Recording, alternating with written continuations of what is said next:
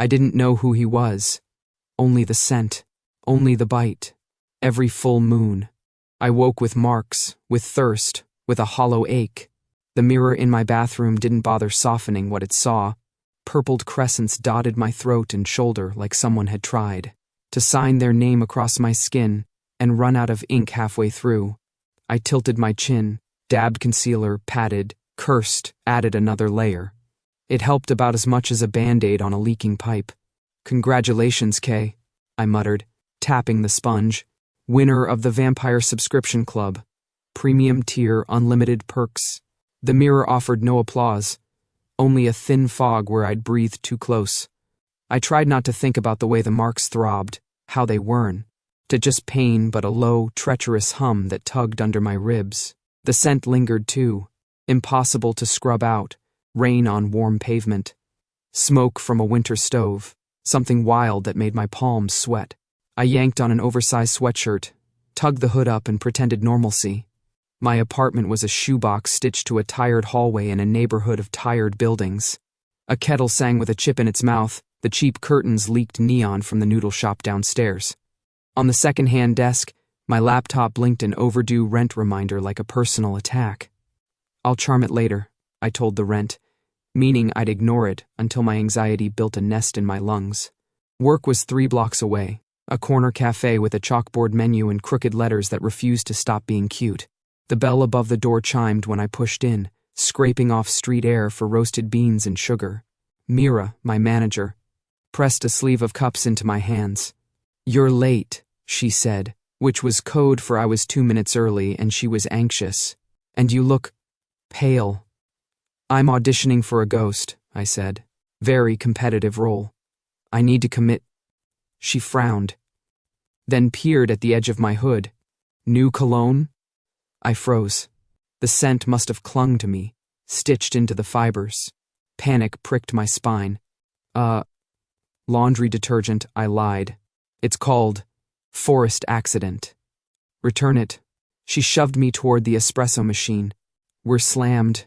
We were for the next 6 hours, Americanos for commuters with headphones, lattes for students who'd traded sleep, for essays, a double espresso for a woman who stared through the window as if the sky owed her an apology. I smiled, I steamed, I hid.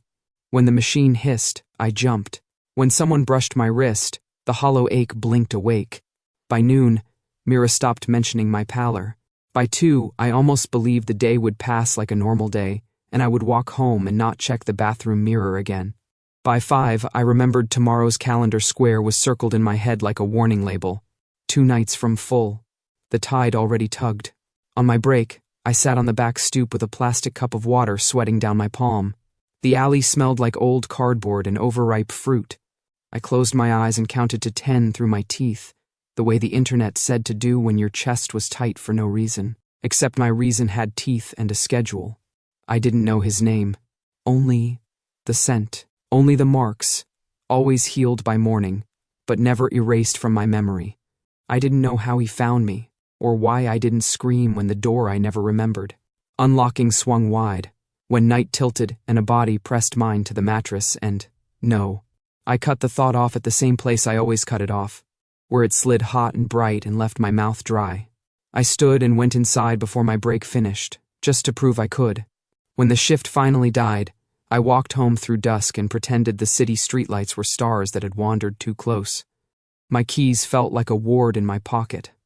I climbed the stairs, rehearsed my nightly ritual, the kettle, the shower, the concealer I'd set out like a talisman. The hollow ache rolled under my ribs, impatient, and I whispered to the empty apartment, "Not tonight." I was halfway through setting water to boil when someone knocked. 3 raps. Not tentative. Not aggressive. Decided. My mouth went desert dry. Nobody knocked on my door. Delivery people texted. Mira called. The landlord sent emails full of exclamation points. This was old in a way that made my skin tighten. I didn't move. Another knock. The same 3 beats. I padded to the door, heart too loud, and pressed my eye to the peephole. A blurred distortion stared back, a shoulder, the line of a jaw, a dark shape that refused to be polite glass. "Who is it?" My voice was almost normal. Great job, me. Silence. Then a low, unhurried voice that felt like it had been dragged through gravel and smoke and a winter night. Kay. Every nerve in me reached toward the door like iron to a magnet. I didn't remember giving this voice my name. It remembered me anyway. Who are you? I asked. Which wasn't what I meant. I meant, are you the storm that wears a man's skin when the moon is hungry? A pause. On the other side of the door, air shifted. The scent slipped under like a secret. Rain on hot asphalt. The first crack of logs catching. Wild as mountain breath. It hit me so hard my knees thought about failing. I undid the chain. My fingers didn't ask permission. The door swung open on its tired hinges. He filled the threshold without trying. Tall enough that the hallway light bent around him. Broad shoulders in a worn black jacket. Hands bare. He wasn't beautiful. He was arresting. The way a cliff is arresting when you're too close to the edge. His hair was short, dark, not careful. His mouth was made for stubbornness. But his eyes... People say wolf for eyes like that. They're wrong. Wolves have animal certainty. His held something worse. A person who had learned the cost of looking and did it anyway. Kay, he said again, softer this time, like verifying a heartbeat. You're okay? My instincts were a riot. Half of me wanted to slam the door.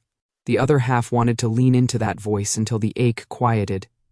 How do you know my name? I asked, which was still not the right question. He studied my face, then my throat.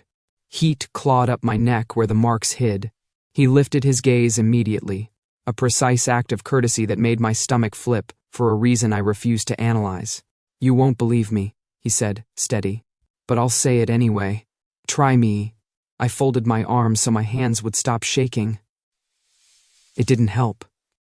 The scent turned the apartment small, the corners closer. He didn't step in. He stood there like a line I had to choose to cross. You're my mate, he said. And you don't remember. The word landed between us with the weight of a key dropped on a tiles. Mate. It wasn't the human word for boyfriend, lover, partner. It was older, heavier, an oath disguised as a noun. Every stupid film I'd watched at 3 a.m. to distract myself laughed in my face. I'm not... I started, then stopped because my tongue suddenly couldn't find lies. I'm not anything, I finished, softer. His mouth shifted, almost a wince. You're an Omega, he said. He didn't say it like a category. He said it like the way someone stands at the edge of a language and offers you your name in it. You live among humans. You've tried to make yourself small enough to fit. It hurts. The air thinned. Get out, I said, which was ridiculous because technically he hadn't come in. I will if you ask, he replied. But the full moon is in 2 nights. His eyes slid to the chain, to my hands on the door. You'll need help. I've survived fine, I said, which was the kind of lie that makes your pulse roll its eyes. He looked at my shoulder. His throat worked. You survive, he said. You don't remember... A wind from the hallway fussed the cheap curtain behind me. I thought of the mornings, my body a stranger's echo, the chapped ache under my skin, the desperate shower that never washed. Out the longing. I thought of rent reminders and espresso foam hearts and how none of it anchored me. I thought of how the scent seeped through the cracks in me like weather. What's your name? I heard myself ask. Drake, he said. I've kept you safe, but it's time to remember. I laughed. It sounded like something breaking in a pretty way. Do you hear yourself? You sound like a bad prophecy. Probably, he said, unbothered. I don't know how to make it sound better. I only know truth. Truth. I tasted the word like a lemon. And the truth is I'm your, what? Prize? Choice, he said simply. Even if you forgot, I didn't. Even if you run, I'll keep distance until you call. But when the moon rises, I won't let you tear yourself open just to pretend you're alone. Something in me, small and mean and tired, wanted to tell him to leave, to shut the door and bolt it and wedge a chair under the handle and sit on the floor with the kettle screaming. But another part, the one I buried in sarcasm, heard the gravel of his voice and the careful way he didn't look at my throat and felt quiet. The ache eased, A fraction. 2 nights, I said. Not sure if I was warning him or me. He nodded once. I'll be nearby. If you need me sooner, open the window. And you'll just... smell it? His mouth almost smiled. Yes. He turned then, as if effort cost him, and walked away down the hall. I stood with my hand on the door until the building exhaled and the kettle in the kitchen remembered to shriek. When I finally shut the door, the scent lingered like the last line of a song. I leaned my forehead against the peeling paint, breath rough, and told the empty room a lie I wanted to believe. I'm fine, I said, but my ribs hummed where the words, "You're my mate," had touched them. And the full moon rose in the corner of my mind, like a promise I had no language for yet. I slammed the door, the chain rattled, the frame shivered, and my lungs decided oxygen was a luxury. I pressed both palms against the peeling wood, as if my hands were enough to barricade whatever had just stood in the hallway. The scent, of course, didn't care about doors. It slipped through the cracks, through the thin threshold, until it was curled inside my ribs. Heat prickled across my skin. My body leaned forward before my brain smacked it back into place. Not happening, I hissed at myself. You're not a moth, and he's not a porch light. I staggered backward, hood falling off my head, and ran to the tiny window above the sink. I shoved it open for cold night air, for anything that wasn't him. Streetlight glow puddled against the glass, soft orange and lonely. But my heart wouldn't calm. It kept hammering as if it expected the knock again, as if it wanted it. I whirled on the door. Go away, I shouted. Seriously, you've got the wrong guy. Unless you're delivering pizza, and in that case, double cheese, hold the prophecy. Silence, a beat too long. Then the low scrape of boots across the hallway floor. Not retreating, moving.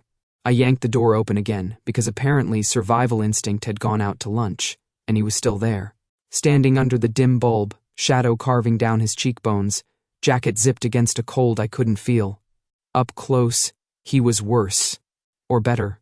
Broad shoulders stretching leather, jaw rough with stubble, eyes the color of storm clouds that hadn't decided whether to break. His movements were subtle, but there was a wildness in the way he occupied space, like a predator pretending to be polite. And me? I defaulted to sarcasm. Always. What's next? You tell me I'm actually a lost prince? No, princess. That's more dramatic. His mouth didn't twitch. No amusement, no irritation. Just steady. The scent doesn't lie, he said. His voice was calm, but it carried like a growl beneath. You're an Omega, K. And your marks prove it. Marks. My stomach flipped, remembering the crescent bruises I'd tried to cover. Oh, so we're trading medical diagnoses in the hallway now? Great. I'll guess yours, narcissistic delusion. I should have closed the door again, should have locked it, bolted it, maybe set the couch on fire for emphasis.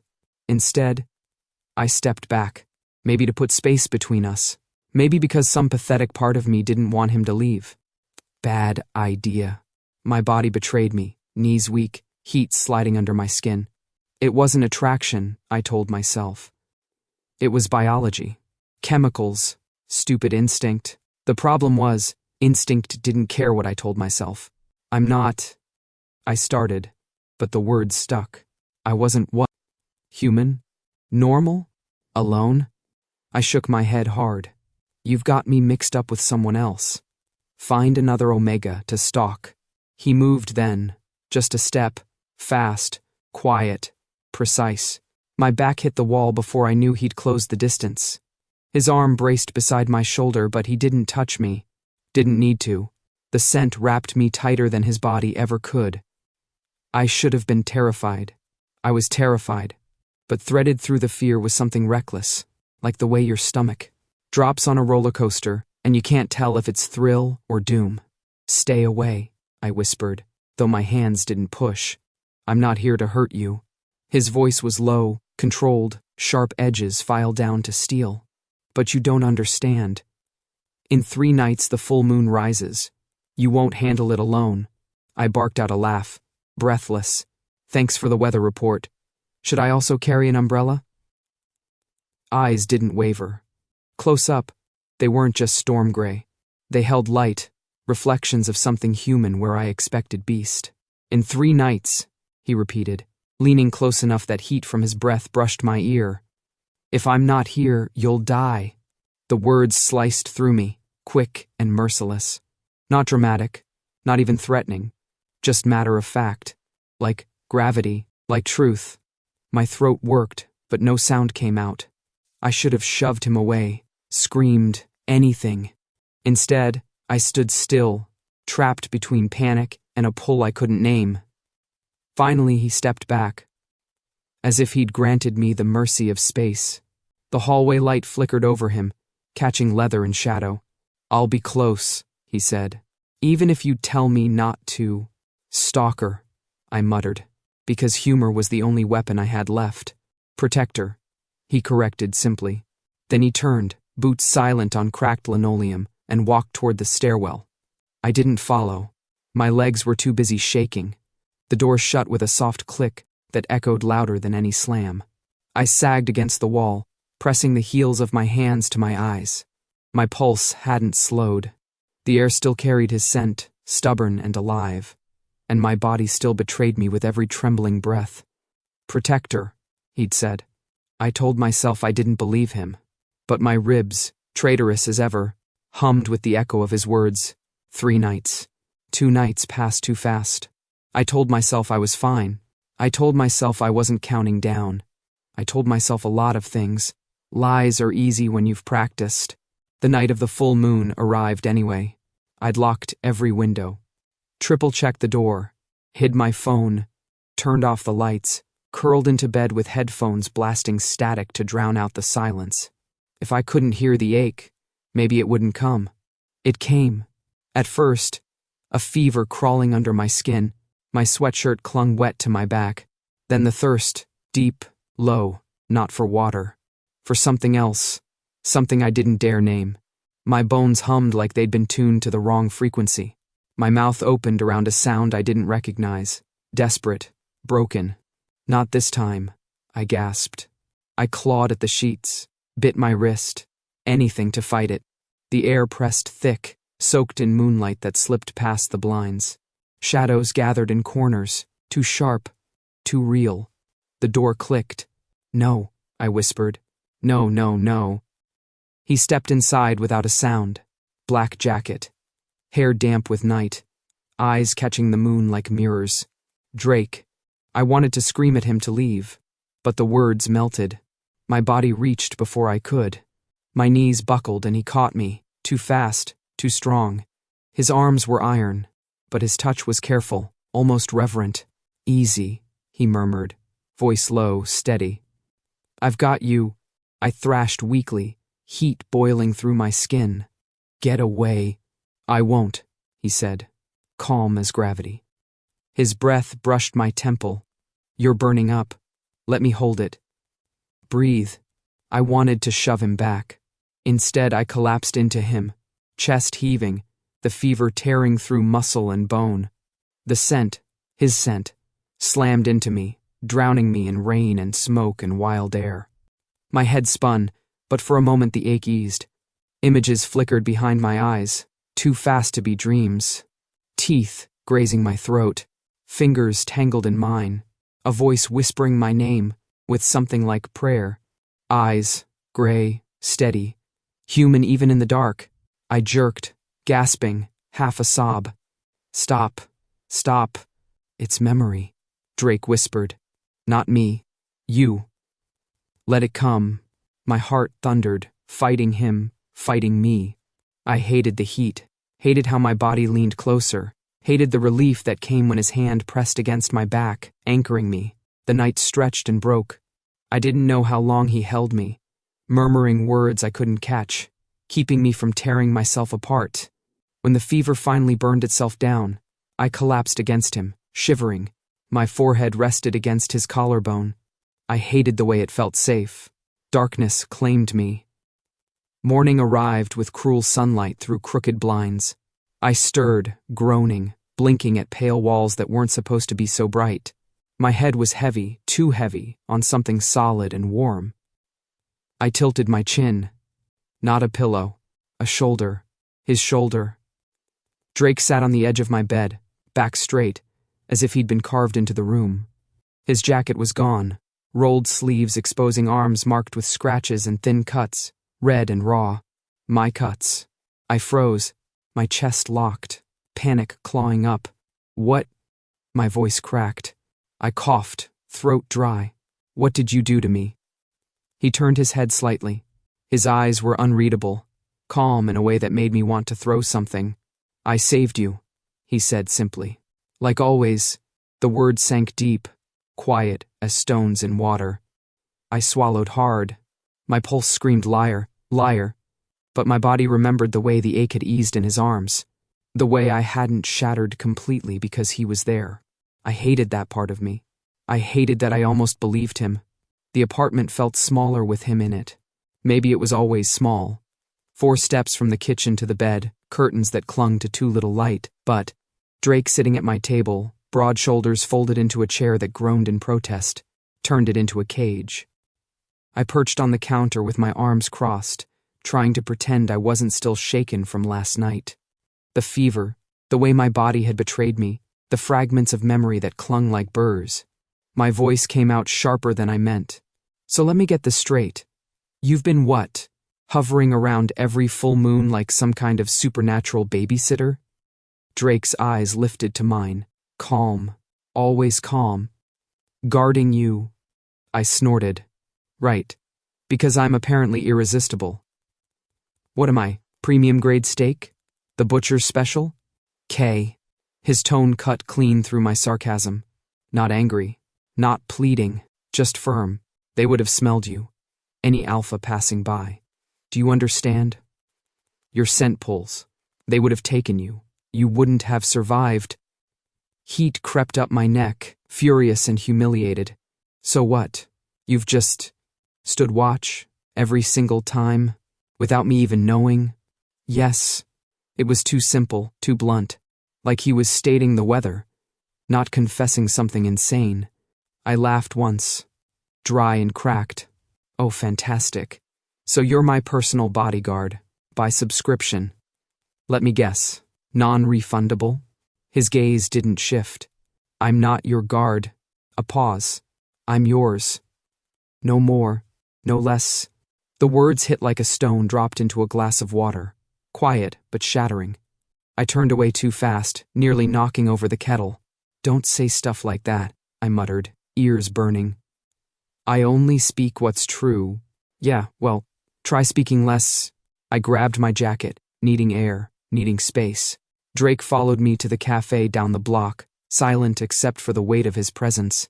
Every time a stranger brushed too close, his shoulders shifted, body angled between me and them. I wanted to tell him to stop. I wanted him to keep doing it. The cafe was half empty, mid-morning hush. I slid into a corner booth, arms folded, and stared at the menu like it held the secrets of the universe. Drake sat opposite, too large for the seat, his knees almost brushing mine under the table.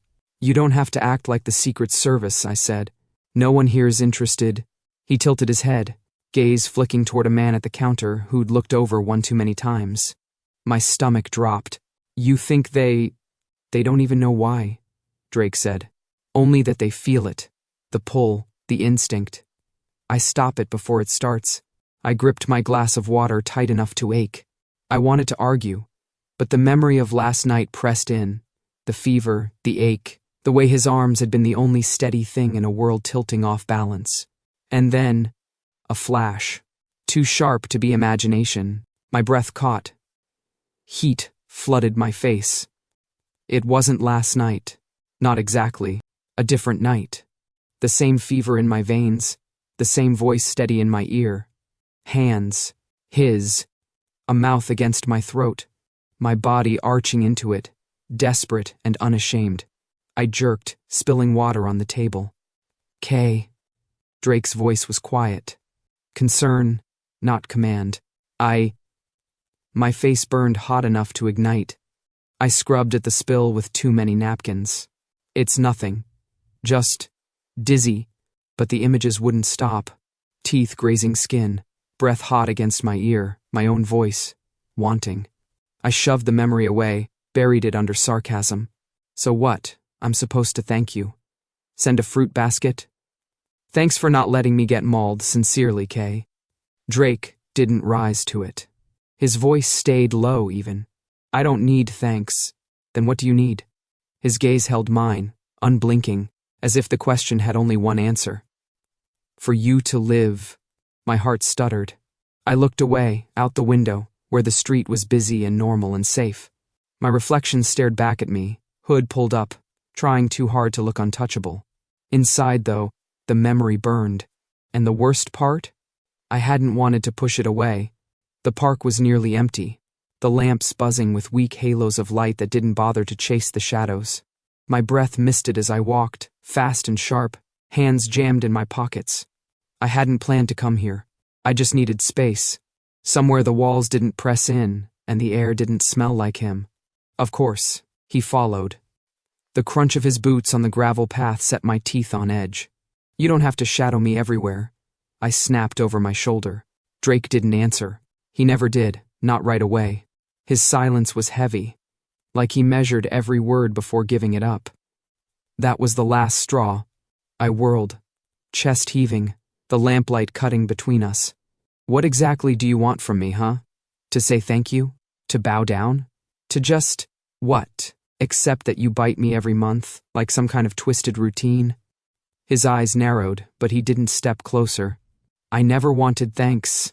Don't twist it. My voice cracked, too loud in the empty night. You stole my choice. I broke off, choking on the heat in my throat. You touched me when I couldn't remember. When I didn't know. Do you even understand what that means? To wake up with nothing but bruises and your scent?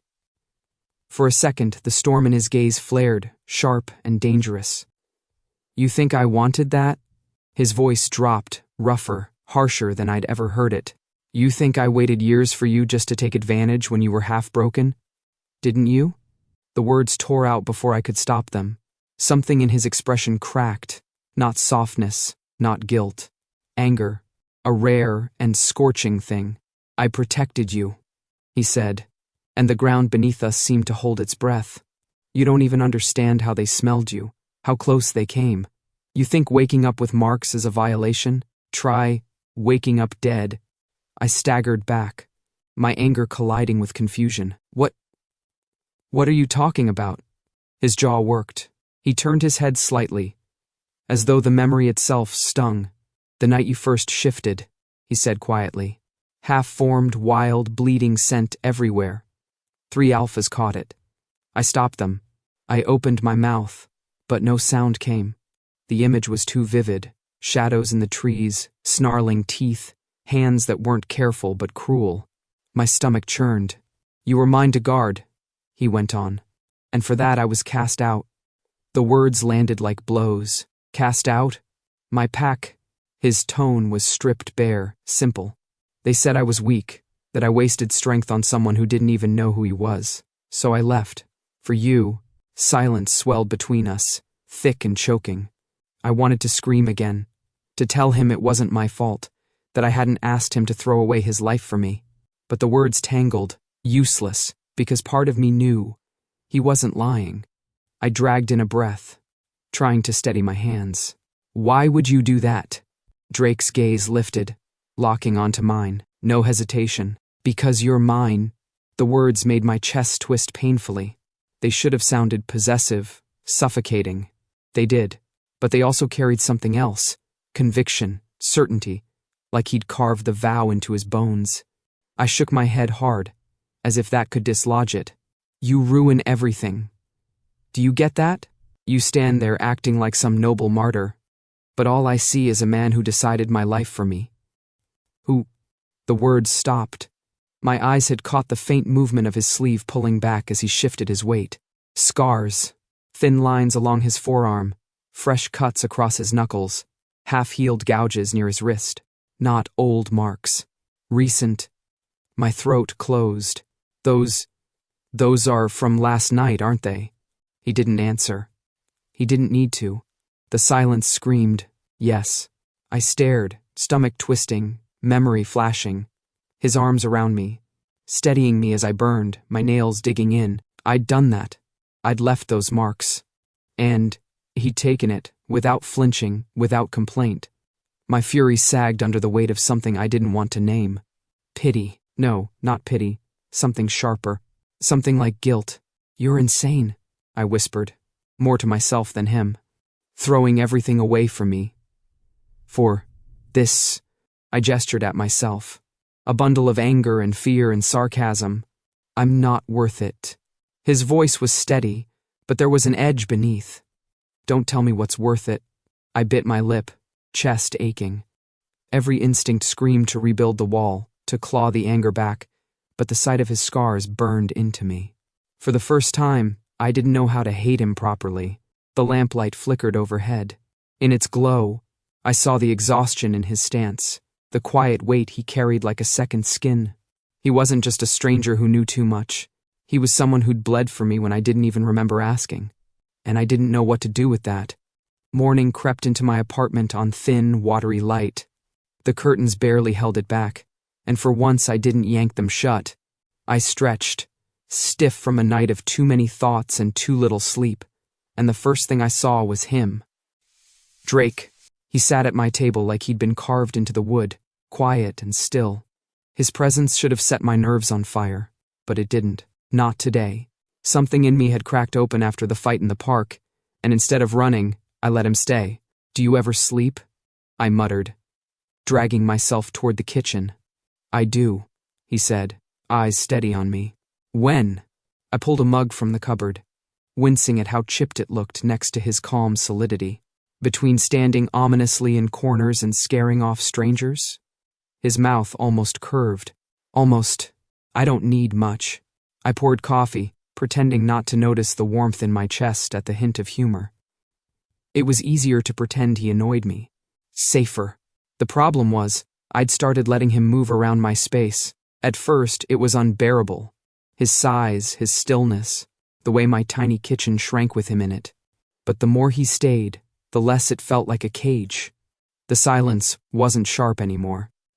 It was steady. "Fine," I sighed, handing him a mug. "If you're going to haunt my kitchen, you may as well help. Chop something. Or—" I eyed the knife in his hand as he accepted it with too much ease. "Actually, maybe just stir." Drake didn't argue.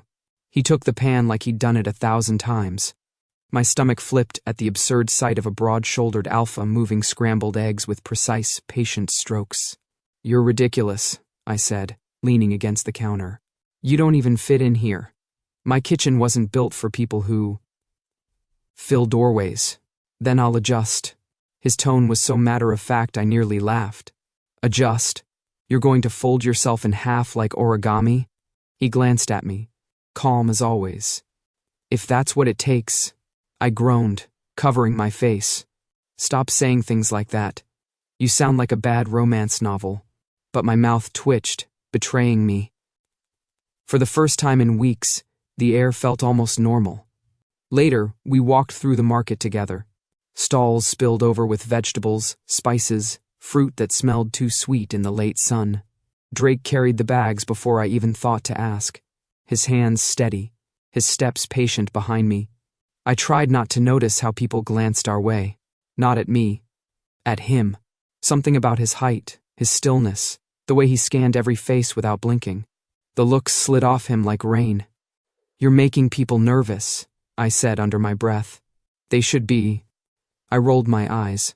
"Yeah, nothing says casual like glaring at a tomato vendor."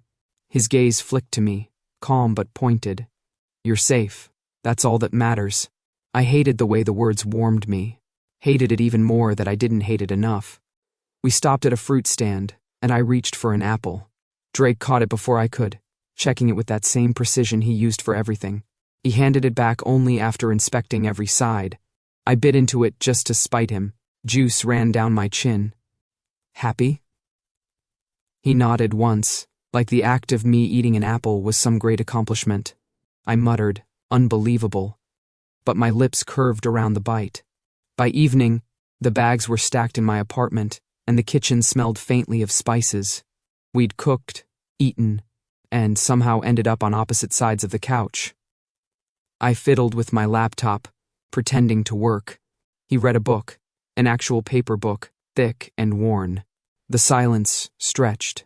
Not heavy, not threatening, just there. It surprised me how much I didn't want to fill it. I glanced at him once, twice, and finally muttered, "You're awfully quiet for someone who claims I'd be dead without you." He looked up, eyes steady, voice soft. "Some things don't need words." I swallowed. My chest felt tight, but not in a bad way.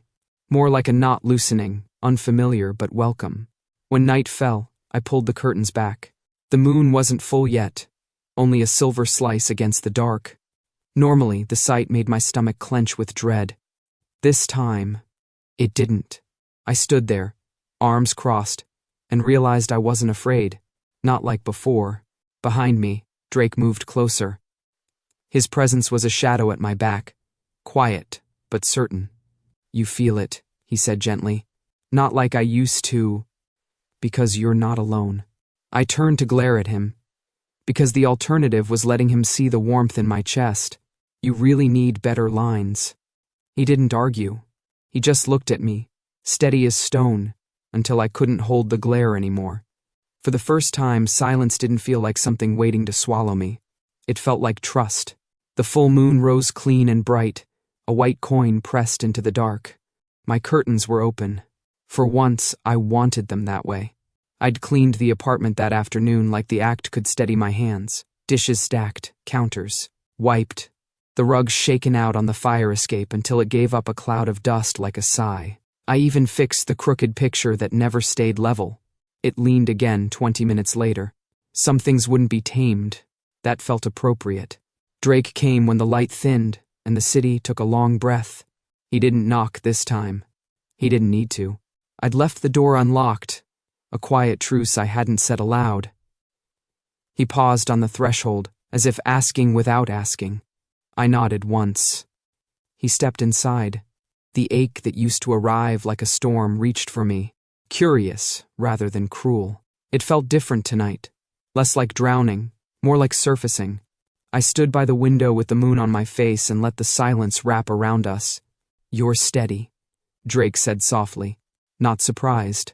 Almost relieved. "I am." My voice didn't shake. "I don't want to run from it anymore." His gaze touched everything it always did, my throat, my hands, my eyes, and then lifted to the moon like he was checking with an old friend. "Tell me what you want, Kay." I turned, leaned back against the cool glass, and let the words find me instead of dragging them up by force. "I want to remember." I breathed in. Rain, smoke, mountain air. Him. I'm done waking up to a life I didn't choose. I'm done letting the night take what it wants and leaving me with nothing but bruises and questions. He was very still. "Say it to me." I took one step, then another, until I was close enough to count the flecks of lighter gray in his eyes. Each breath found its place. "Now I want to remember every second," I said, clear and steady, "because they are mine."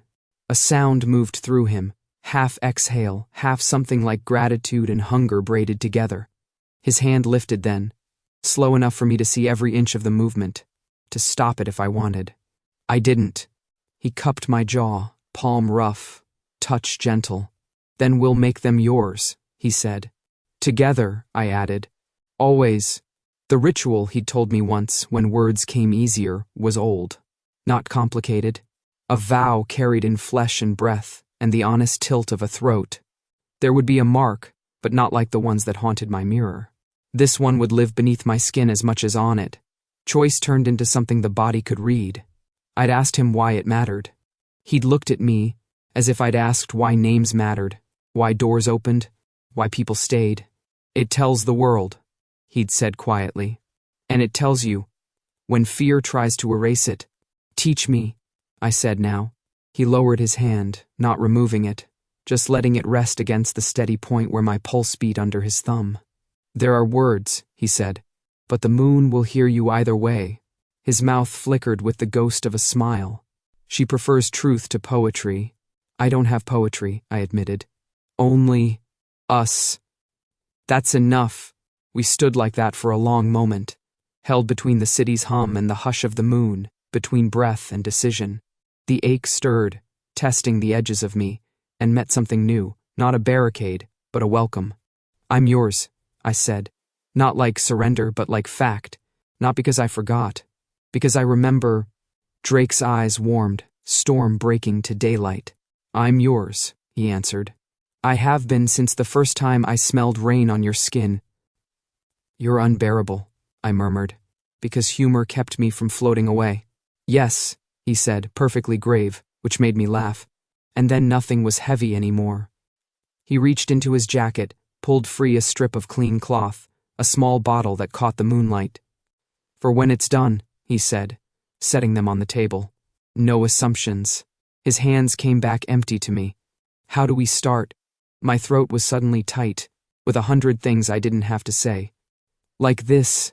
He drew me in by the waist, slow enough that I could feel each shift of muscle, each decision. His other hand weighted near my shoulder, asking without words. I tilted my head back in answer. The first touch of his mouth wasn't teeth. It was a kiss placed beneath my ear, soft as an apology. Then another at the hinge of my jaw, another at the ridge where my pulse argued with my composure. A map I didn't know I'd memorized. My fingers fisted in his shirt, not because I was falling, but because I was exactly where I wanted to be. "Tell me if you want me to stop," he murmured. "I'll tell you if I want you to stop," I corrected. And he huffed a quiet laugh against my skin that made my knees consider unprofessional things. When his teeth finally grazed me, it wasn't a taking. It was a question turned into touch. My breath hitched. The room shrank to the square of skin beneath his mouth, the drag of air. The way heat unfurled low in my belly and climbed, bright and clean. "K," he said into my skin, a benediction. "Drake." His name in my mouth felt like something I was allowed to keep. He bit down then. Not hard, not cruel, but sure. A bright sting cut through the heat, the kind of pain that clarified rather than broke. The world sharpened. I heard my own breath, the threads of city noise, the exact moment my body said yes all at once. I held to him and let the ache that had hunted me become a bridge instead of a blade. Images rose, not to haunt but to join. The night he'd first caught me as I burned, the times he'd stood in doorways. Between me and everything else, the way his eyes never flinched from the human in me. Even when the animal was loud, memory didn't slice this time. It stitched. When he eased back, I felt the warmth of blood, the pulse under my skin. The echo of his teeth like a signature, written in heat and truth. He pressed his mouth there again, sealing it, and the ache softened into a thrum that matched his heartbeat where our chests touched. "Mine," he said, "not claim, not chain. A vow, mine," I answered, feeling the words settle where the mark already bloomed. He wrapped the cloth around my neck with careful hands, the knot neat, the edges tucked so nothing scratched. I reached up to touch it, and his fingers covered mine. For a second we just stood there, eyes on each other, stupidly, wonderfully alive. The rest wasn't a blur. For the first time, nothing was. We moved to the couch, then the floor when we outran the couch's patience. We laughed when my rug slid and almost dumped us, and he caught me with an arm around my waist like we were rehearsing a familiar dance. Every kiss had weight, every breath counted. The world was close and full of small sounds, fabric, skin, the soft hitch in his throat. When I kissed the line of his jaw, the way he said my name like it meant we'd come home. I remembered all of it. The heat, yes, the rush and the tangle, but also the quiet between. The moments where we simply looked and didn't look away. At one point he stopped, brow pressed to mine, and said, "Tell me again," and I did, voice low and clumsy and true. "They're mine. Every second. I want them." He shook a little like he was the one burning now. "Take them," he said. "Take me." We did.